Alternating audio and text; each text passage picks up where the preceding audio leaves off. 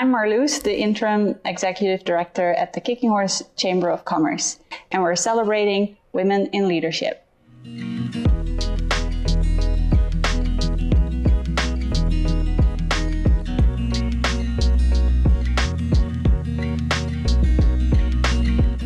Connie, I invited you because you're a key person in the community when it comes to leadership.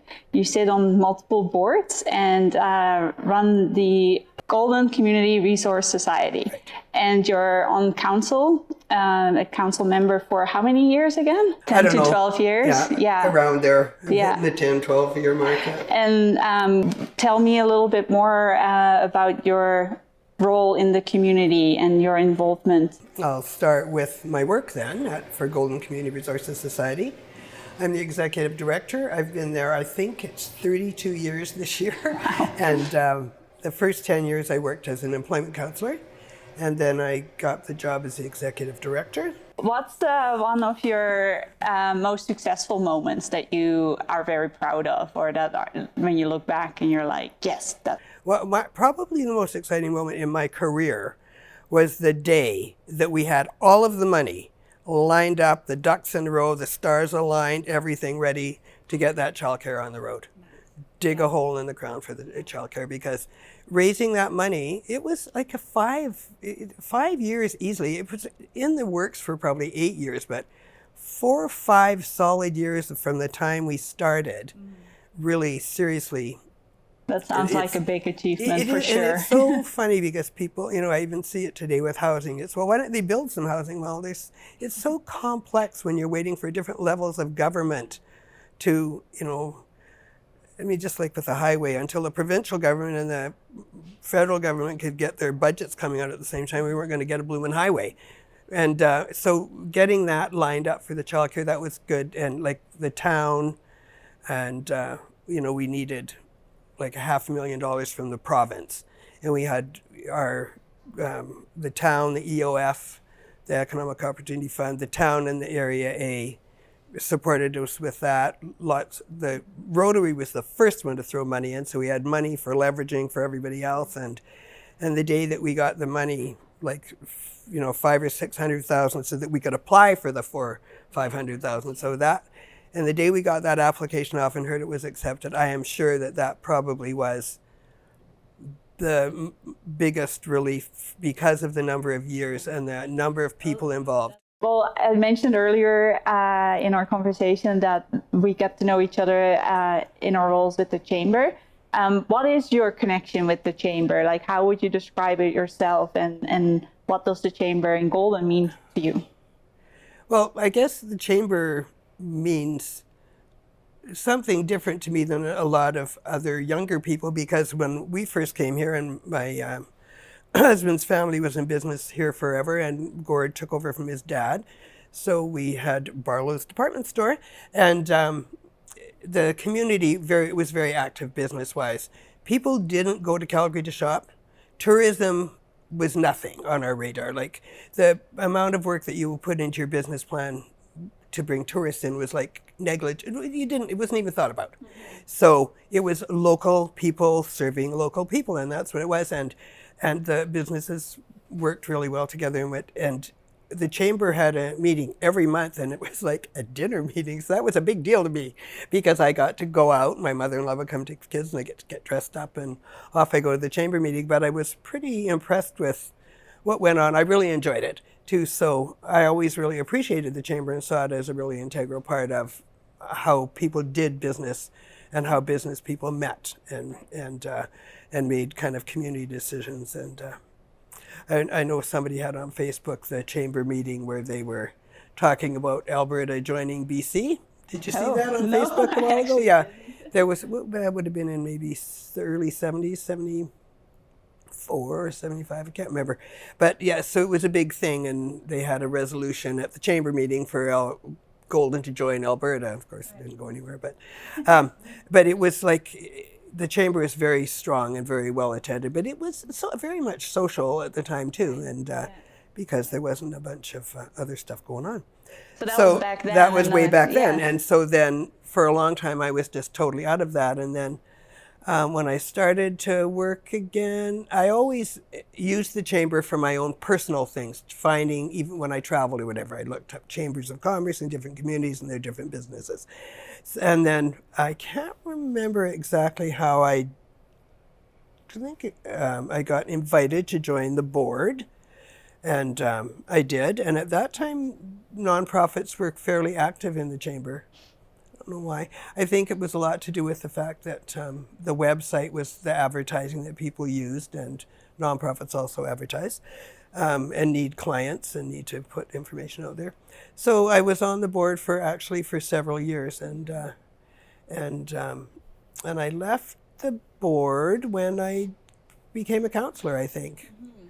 And so then but then you came back. I worked really closely with Ruth, and I was really sorry, to leave her and our relationship.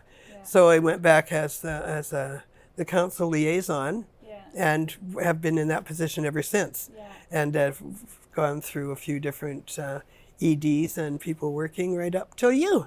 What do you see? Where do you see the role of women in the Golden community, Golden business community? In nonprofit, women kind of dominate it. I would love to see more men. But it's funny, if you look at we belong to a community social service employers association, and when you look at their wage compensation scales, men make more than women. It still happens, right? It still happens, yeah. I think in Golden, there's always been strong business women here too.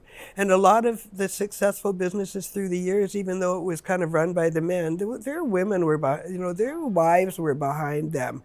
And, I often think of the fellow that was kind of the real instigator in the Golden Rodeo, and he, got all kinds of accolades and awards and whatever. And I thought, I never saw that man without his wife beside him, looking, just looking like the cowgirl, she was like the support. She was supporting him in his efforts to do that. And but she got lots of appreciation as well. But you're right, through the years, women are getting a lot more recognition and respect for what they do. But so I'm going to throw a really interesting question out, I think.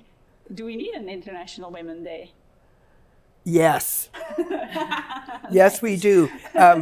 Every time women make great strides, then there's always a period of slacking off and we lose some ground. And I think we just need to be careful not to do that. And I think that we need an International Women's Day, absolutely. And remember these, because I am just flabbergasted at what women did during the war, and the number of women that went to university when they were never even going to get jobs. Mm-hmm. And they took when to go to university in those days, you had to take 3 languages and calculus and science, all kinds of science. It wasn't like you didn't go and learn to be a housewife. Yeah. You still took the same courses in university, and these women went and did that, and then slowly worked their way into being just the fact that anybody would even let them work, because they were, from wealthy families maybe and didn't need to work. But so you've just seen, and just even I've seen it myself a little bit, even in my day, that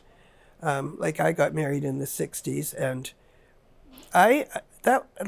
there was not a group of women that had it as good as we had it then, because we didn't work, but nobody was bossing us around anymore either. So it wasn't like we were the housewife with somebody having their thumb on us. We could start looking at what we wanted to do. And I'm talking about my friends and neighbors, and not people that were the teachers and the nurses, but the at-home mom kind of thing. We had a good life. Mm-hmm.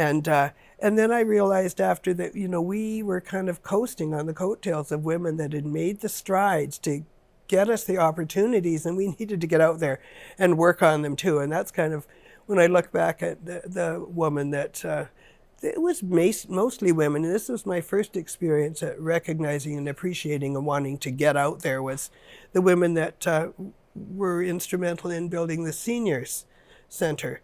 I mean, that was not that there were men too, but the women, because I saw their names in the paper, I saw them at meetings and those kind of things, and that was the first thing that I ever saw. Julia Cunliffe was always a woman in town that was into things and doing things that were interesting, and she was always in a good mood and having fun, and And I always just used to watch her and thought, I want to be like her, just That's because, cool. How you have those examples that stick with you. yeah. And yet she was working hard and she had several children but she was, you could tell she had that joy of life and community development, whatever. And then Ev Keenley side, same thing. Like they're two of the people that I look back and really have a lot of respect for. There's been many, many, many, but just people that I thought, because eventually I'm going to have to leave this kitchen and go and do something, and then, I went to. Have examples in your life like that. Yeah. It's pretty cool. Yeah. And so I've had lots of good women in my life that, I celebrate them. I think we should celebrate women all the time, but and my friends. Let's keep that up in Colden. I'm one of those women that likes my women friends. And I remember reading years and years ago that people who have women friends are, and I think this was based on a study. It was not just something that somebody said, but they're happier because you have women friends and you talk about different things and you reveal more about yourself probably. But just even now, I mean, that's why I go to work every day still. I cannot wait to get there and see my friends. But that's what you said too, is like when you talked about your successful projects, and you said like, I can't mention one because there's so many and they're all good because we did it together. And I thought that was so strong and powerful and amazing. I mean, it happens if you work collaboratively with people and they're your partner. They're your partners every day and every moment of your life.